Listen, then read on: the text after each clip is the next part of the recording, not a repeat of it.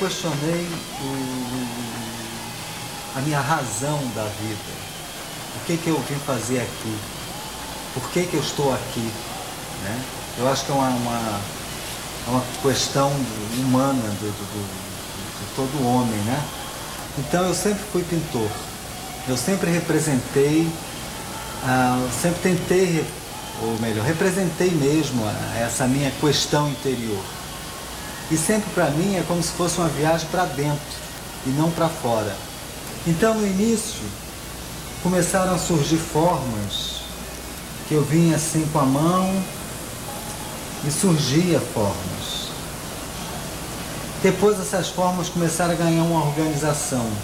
E ao mesmo tempo, com o desenvolver dessas formas que eu não descrevia, eu chamava de almas, ela foi ganhando corpo. Começou então o questionamento da matéria, da coisa sólida. E esse corpo foi ganhando espaço dentro de um plano, ele foi ganhando espaço, ele foi em busca de um centro, que eu passei depois a usar nos círculos. Esse questionamento esotérico, ele vai aos poucos, ele vai me dando respostas. Parece que eu fui chegando na natureza. É como se eu tivesse vindo dessa viagem abstrata e viesse chegando.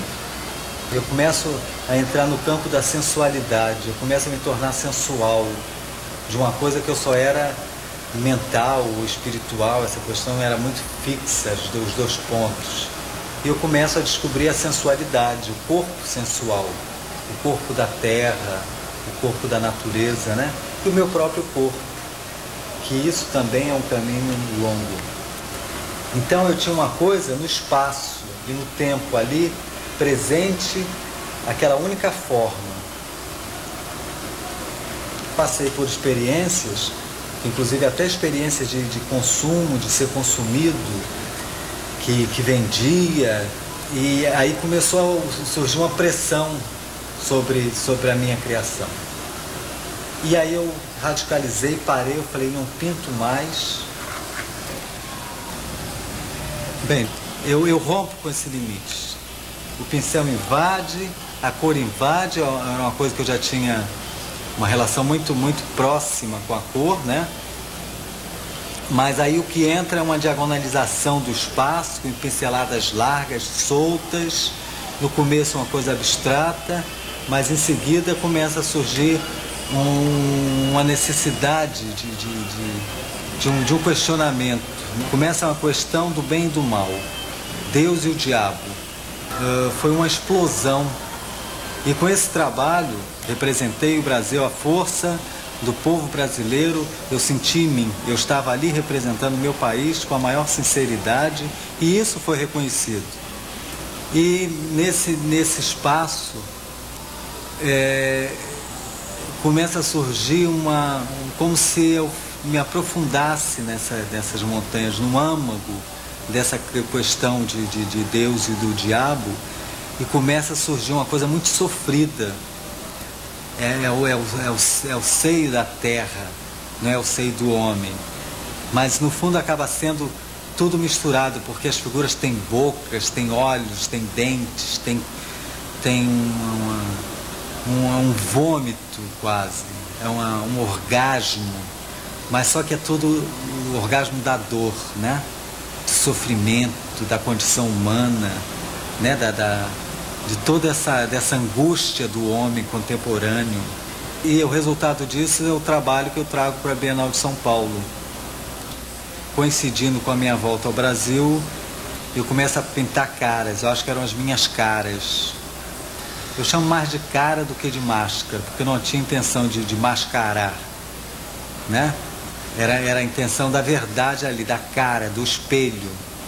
E aí quando eu retomo o trabalho aqui no Brasil, começo a questionar objetivamente o instinto. E entra o animal como símbolo. Entra a lioa, que é o felino perfeito, né? Ao mesmo tempo, ela é usada para uma discussão entre o opressor e o oprimido, né? De vida e de morte. Foi um período muito rápido, explosivo. Eu não tinha o tema principal, eu não estava questionando uma coisa objetiva como o instinto que eu usei. Não, era generalizado, eu generalizei, eu me dei a liberdade de questionar o que eu quisesse no espaço de tempo que eu quisesse. Eu sentia que essa generalização era em busca de alguma coisa e que depois eu vim aos poucos sacando que era o retorno. Pela primeira vez eu me deixo influenciar por um outro artista, porque era a resposta que eu vinha procurando naquele dado momento. E ele tinha uma resposta.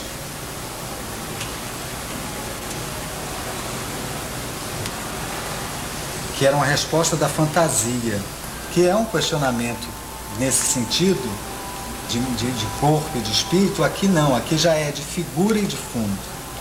Depois desse período, envolvendo ainda esse retorno, eu começo a fazer círculos. Seriam mandalas, né? Esse período atual me pegou de surpresa. Como eu vinha nos círculos buscando o centro, a questão da mandala, o meu centro, e na medida que eu acho que eu encontro um certo equilíbrio, um certo eixo dentro dos círculos, eu me localizo fisicamente. Perspectiva, né? Inclusive essa palavra, perspectiva, é uma relação muito que eu vejo também, muito em relação à humanidade.